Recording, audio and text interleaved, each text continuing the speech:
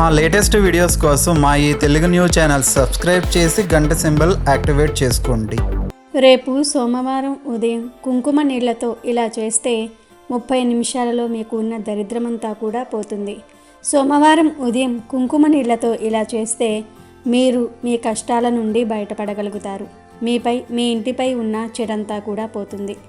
రేపు సోమవారం రోజు కుంకుమ నీళ్లతో ఇలా చేస్తే మీ ఇంటిలో ఉన్న దరిద్రమంతా కూడా పోతుంది. మీ ఇంటిలో లక్ష్మీదేవి అడుగు పెడుతుంది. కుంకుమ నీళ్లకు చాలా శక్తి ఉంది. నీరు అనేది చాలా అవసరం. ఎంత డబ్బు ఉన్నవాడైనా పేదవాడైనా నీరు లేకపోతే బ్రతకలేడు.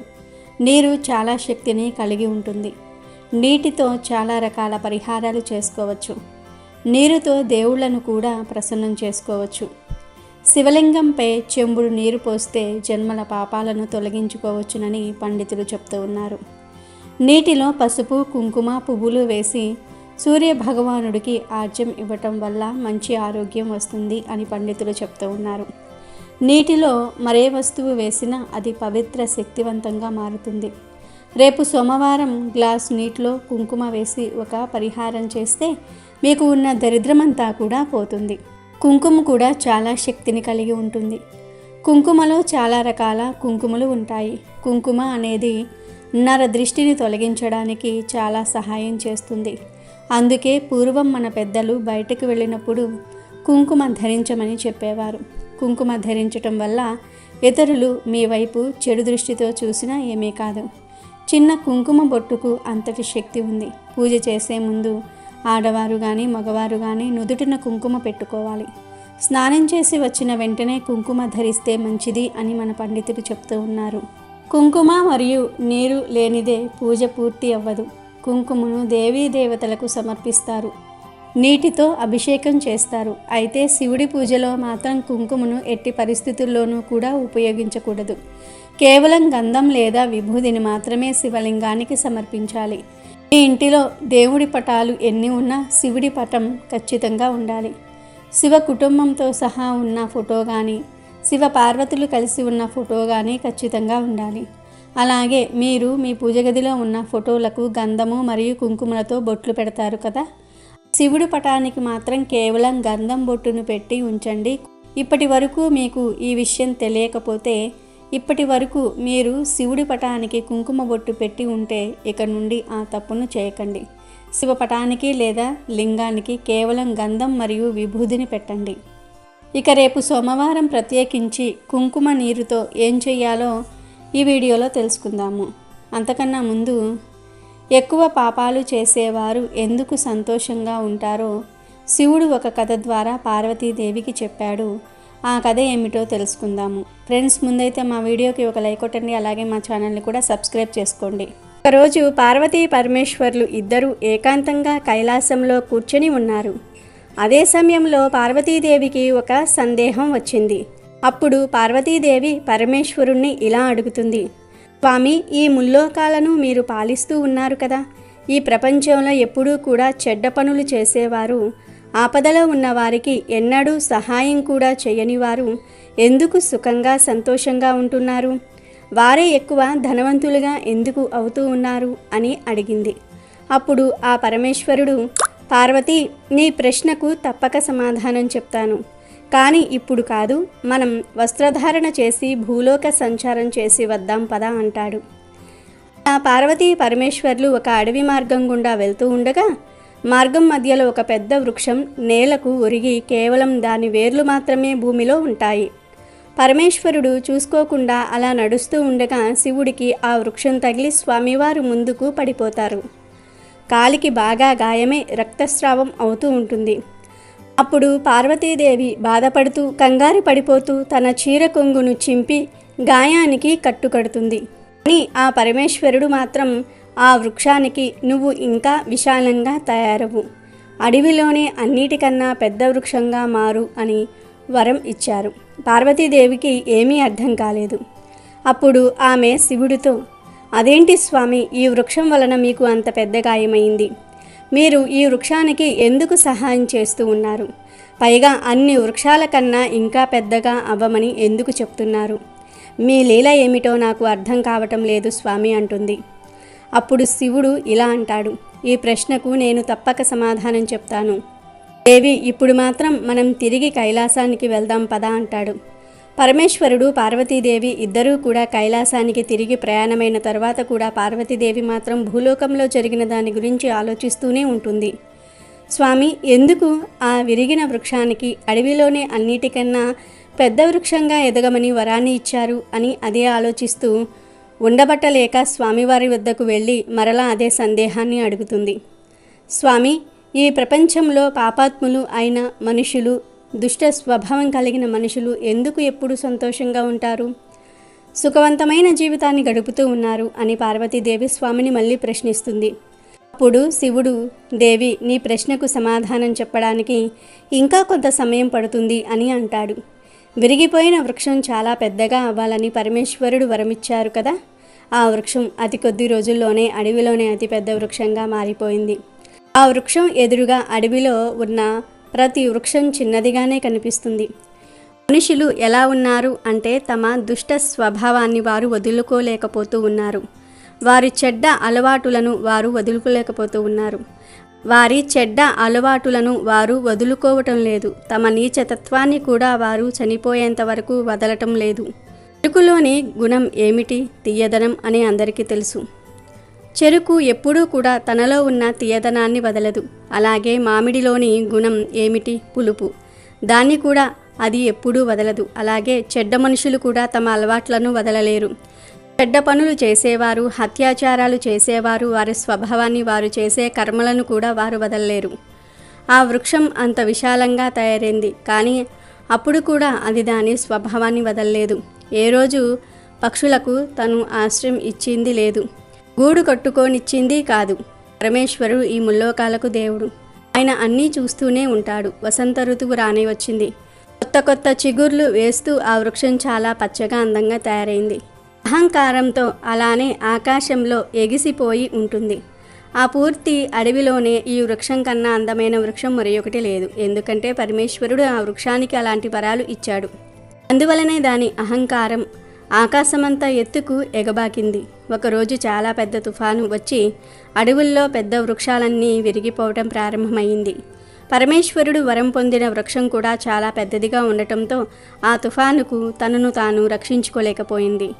ఆ తుఫాను దెబ్బకు వేళ్లతో సహా ఆ వృక్షం నేలకు ఒరిగిపోయింది. ఆ వృక్షం పడిపోయిన తర్వాత తుఫాను ఆగిపోయింది. ఒకరోజు పార్వతీ పరమేశ్వర్లు ఇద్దరూ మరలా భూలోక సంచారం కోసమని అదే మార్గంలో వెళ్తూ ఉండగా అప్పుడు పార్వతీదేవి తన ప్రశ్నలకు సమాధానం తెలుసుకోవాలని, స్వామి, మీరు నా ప్రశ్నలకు సమాధానం ఎప్పుడూ చెప్తారు అని అడుగుతుంది. అప్పుడు స్వామి, పదపార్వతి, మార్గం మధ్యలో నీ ప్రశ్నకు సమాధానం తప్పక దొరుకుతుంది అని ఆ పరమేశ్వరుడు అంటాడు. అలా వెళ్తూ ఉండగా వారికి మార్గం మధ్యలో ఆ విరిగిన పెద్ద వృక్షం కనిపిస్తుంది. అది చూసిన పార్వతీదేవి, స్వామి, మీ లీలలు ఎంత విచిత్రమైనవి. ఇది ఎంత సుందరమైన వృక్షం, ఎంత పెద్ద వృక్షం. ఈ వృక్షంతో సమానమైన వృక్షం ఈ అడవిలో మరొకటి లేదు. అన్నిటికంటే పెద్దదిగా ఉంది, అన్నిటికంటే అందంగా కూడా ఉంది. ఈ వృక్షం నిలబడి ఉన్నట్లయితే అది ఎంత అందంగా ఉండేదో. ఈ వృక్షాన్ని చూడండి, వేళ్లతో సహా మొత్తం నేలకు ఒరిగిపోయింది. దీనికి గల కారణం ఏమిటి స్వామి అని పార్వతీదేవి ఆ పరమేశ్వరుణ్ణి అడుగుతుంది. అప్పుడు ఆ పరమేశ్వరుడు పార్వతీదేవితో ఇలా చెప్తారు. దేవి, ఈ ఇరిగిపోయిన వృక్షం కొంతకాలం క్రితం మనం ఈ మార్గం గుండా వెళ్తున్నప్పుడు నా కాలికి తగిలింది. చాలా పెద్ద గాయం కూడా అయింది కదా. ఆ వృక్షమే ఇది. కానీ నేను ఆ సమయంలో ఈ వృక్షానికి ఏం వరం ఇచ్చానో నీకు గుర్తుందా? ఈ వృక్షానికి చాలా పెద్దగా ఎదగమని వరం ఇచ్చాను. ఆ రోజు నేను ఈ వృక్షాన్ని తీసి పారేయాలి అంటే నేను చాలా కష్టపడాల్సి వచ్చేది. ఎందుకంటే ఆ విరిగిపోయిన వృక్షం చాలా అహంకారాన్ని కలిగి ఉంది. ఈ వృక్షాన్ని నాశనం చేయటమే నా కర్తవ్యం. అందువల్లే వృక్షాన్ని పెద్దగా అవ్వమని వరం ఇచ్చాను. చూడుదేవి, ఈ వృక్షం ఎంత విశాలంగా తయారైందో. ఈ వృక్షం అడవిలోనే అతిపెద్దదిగా ఎంత విశాలంగా మారినా కూడా దాని అహంకారాన్ని మాత్రం అది విడవలేదు. అన్ని వృక్షాల కంటే పెద్దదాన్ని అనే అహంకారం కలిగి పక్షులను తనపై గూడు కట్టుకోనివ్వలేదు. బాటసారులకు, యాత్రికులకు కూడా నీడనిచ్చేది కాదు. నీడ ఇవ్వకుండా ఆకులను ముడుచుకునేది. అందువల్లే ఈ వృక్షం చాలా పెద్ద అహంకారి, చాలా పెద్ద పాపి. ఈ వృక్షం తన జీవితంలో ఎవరికీ ఏనాడు కూడా ఉపయోగపడలేదు. ఇది జీవితంలో ఏ ఒక్క మంచి పని కూడా చేయలేదు. అందువలనే ఈ వృక్షాన్ని సర్వనాశనం చేయటం నా ఆవశ్యకత. ఈ వృక్షం చాలా విశాలంగా మారినా దాని గర్వం వలన పతనమైంది. చివరికి విరిగిపోయింది. నేను కష్టపడకుండానే అదే నాశనమైపోయింది అని పరమేశ్వరుడు పార్వతీదేవికి చెప్పారు. ఎవరైతే దుష్ట వ్యక్తులు ఉంటారో వారు కొంతకాలమే సంతోషంగా ఉంటారు, ధనవంతులుగా బలవంతులుగా ఎదుగుతారు, సుఖవంతమైన జీవితం జీవిస్తారు. నేను వారికి ఒక సమయంలో తెలియజేస్తాను. ధర్మ మార్గంలో రావడానికి వారికి అవకాశం కూడా ఇస్తాను.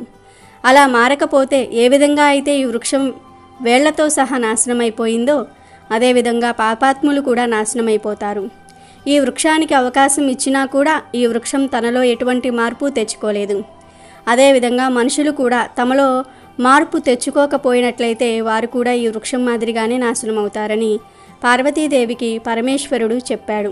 అప్పుడు పార్వతీదేవి ఇలా అంటుంది, స్వామి, మీరు ఈ ముల్లోకాలకు నాథుడు. మీ లీల నాకు అస్సలు అర్థం కాలేదు. మీరు ఇచ్చిన వరంలో ఎంత అంతరార్థం ఉందో అప్పుడు నాకు తెలియలేదు. అదేవిధంగా పాపాత్ముల వినాశనం తమ చేతుల్లోనే ఉంది అని అంటుంది. రాముడి పేరు ప్రతి ఒక్కరూ వినే ఉంటారు. రామాయణంలో రావణుడు 3 లోకాలు తన జ్ఞానంతో గెలిచాడు. కానీ తన మృత్యువును తనే స్వయంగా కోరి తెచ్చుకున్నాడు. రావణుడు మరణించినప్పుడు ఏడవడానికి మండోదరి తప్ప ఎవ్వరూ లేరు. ఈ ప్రపంచంలో మనుషులు అహంకారంలో మునిగిపోయి ఉన్నారు. అహంకారంతో ఎదుటివారి మనసులను నొప్పిస్తూ ఉన్నారు. పాపాలు చేస్తూ ఉన్నారు. పాపాలు చేస్తూనే ఏమాత్రం కూడా భయపడటం లేదు. వారు కొంతకాలం మాత్రమే సంతోషంగా సుఖంగా ఉంటారు. ఈ మాట ఆ పరమేశ్వరుడు స్వయంగా పార్వతీదేవితో చెప్పారు. అటువంటి వారు కొంతకాలమే సుఖంగా ఉంటారు, పూర్తి జీవితం సంతోషంగా ఉండలేరు. అహంకారం విడవకపోతే వారికి వృక్షంలాగే అంతం తప్పదు. వేళ్లతో సహా నాశనమైపోతారు. ఎంతగా అంటే మరలా ఎదగలేనంతగా. ఎందుకంటే అలాంటి వారి యొక్క పెరుగుట విరుగుట కొరకే. అందుకే మన పురాణాలు చెప్తూ ఉన్నాయి, నీకు ఉన్నంత దానిలో లేని వారికి సహాయం చేయమని, ఆపదలో ఉన్న వారిని ఆదుకోమని. అప్పుడే దైవానుగ్రహం మన మీద ఎల్లప్పుడూ ఉంటుంది. ఇక వీడియోలోకి వస్తే, రేపు సోమవారం ఉదయం స్నానం చేయకముందు ఈ పరిహారం చేయాలి. ముఖం కడుక్కొని చేయాలి. రేపు సోమవారం ఉదయం నిద్రలేచి ముఖం కడుక్కొని ఇల్లు వాకిళ్ళు తుడిచాక మళ్ళీ కాళ్ళు చేతులు కడుక్కోండి. ఆ తర్వాత ఒక గాజు గ్లాసును తీసుకోండి. ఆ గాజు గ్లాసులో 1 స్పూన్ కుంకుమను వేయండి. ఇంటిలో పూజ గదిలో వాడే కుంకుమ కాకుండా విడిగా ఉంటుంది కదా, ఆ కుంకుమను ఆ గ్లాసులో వేయండి. లేదా ఈ పరిహారం కోసం చిన్న కుంకుమ ప్యాకెట్ను కొని తెచ్చుకోండి. గాజు గ్లాసులో కుంకుమ వేశాక అందులో కొంచెం గల్లులుప్పు వేయండి. గల్లులుప్పు కూడా నెగిటివ్ ఎనర్జీని బయటకు తరిమివేస్తుంది, ఇంకా ధనాన్ని ఆకర్షిస్తుంది. కుంకుమ గల్లులుప్పు వేశాక అందులో నీళ్లు పోయండి. ఎవరు త్రాగని నీరు పోయాలి, మంచినీరు పోయాలి. ఇప్పుడు అందులో ఏదో ఒక పువ్వు వేసి ఆ గ్లాసును మీ చేతిలో పట్టుకుని మీకు ఉన్న సమస్యలు చెప్పుకోండి. కుటుంబ, ఉద్యోగ, వ్యాపార, చదువు, ఆర్థిక సమస్యలు, శత్రుబాధలు ఏవి ఉంటే వాటి గురించి చెప్పుకోండి. ఇలా చెప్పుకునేటప్పుడు మీ ఇష్ట దైవాన్ని లేదా శివుణ్ణి తలుచుకోండి. ఆ తర్వాత ఆ నీటిని ప్రతి గదిలో చల్లండి. గోడలపై, కిటికీలపై చల్లండి. తర్వాత మీ ఇంటి చుట్టూ తిరిగే వైలు ఉంటే ఇంటి చుట్టూరా కూడా ఆ నీటిని చల్లండి. ఇంకా నీరు ఉంటే ఇంటి డాబాపై ఆ నీటిని చల్లండి. ఇంటిపై ఆ నీటిని చల్లే వీలు లేకపోతే మిగిలిన నీటిని బయట ఎవ్వరూ తొక్కని ప్రదేశంలో పోసేయండి. సైడ్ డ్రైనేజీలో పోసేయండి. కుంకుమ, ఉప్పు వేసిన నీటిని ఇల్లంతా చల్లటం వల్ల 30 నిమిషాల్లో మీ ఇంటిలో ఉన్న దరిద్రమంతా కూడా బయటకు వెళ్ళిపోతుంది. ఈ పరిహారం చేయటం వల్ల మీ ఇంటిలో జరిగే గొడవలు కూడా తగ్గుతాయి. పిల్లలు అభివృద్ధిలోనికి వస్తారు. ఖర్చులు తగ్గుతాయి. ముఖ్యంగా ఆరోగ్య సమస్యలు అనేవి ఉండవు. ప్రతి సోమవారం ఈ విధంగా కుంకుమ నీళ్లను ఇంటిలో చల్లితే చాలా మంచి జరుగుతుంది. మీ ఇంటిలో దరిద్రం అనేది ప్రవేశించదు. మీ ఇంటిలో లక్ష్మీదేవి స్థిరంగా ఉంటుంది. ఇల్లంతా ఈ నీటిని చల్లాక గ్లాసు ఖాళీ అయిన తర్వాత ఆ గ్లాసును శుభ్రంగా కడిగి మీరు స్నానం చేసి శివారాధన చేయండి. ఈ పరిహారం చేశాక ఖచ్చితంగా ఇంటిలో శివారాధన, దీపారాధన చేయాలి. అప్పుడే పరిహారం చేసిన ఫలితం దక్కుతుంది. ఈ పరిహారం రహస్యంగా చేయాలి. ఈ పరిహారం చేసే ముందు రోజు రాత్రే, అంటే ఆదివారం రాత్రే గిన్నెలు కడిగి పెట్టుకోండి. వంటగదిని శుభ్రంగా ఉంచుకోండి. సోమవారం ఉదయాన్నే ఈ పరిహారాన్ని చేయండి. మీకు ఉన్న దరిద్రాన్ని తొలగించుకుని ఆనందంగా జీవించండి. అమెజాన్లో బెస్ట్ డిస్కౌంట్స్ కోసం వీడియో డిస్క్రిప్షన్లో లింకు ఉంది, చూడండి. అలాగే మా టెలిగ్రామ్ ఛానల్ సబ్స్క్రైబ్ చేసుకోండి.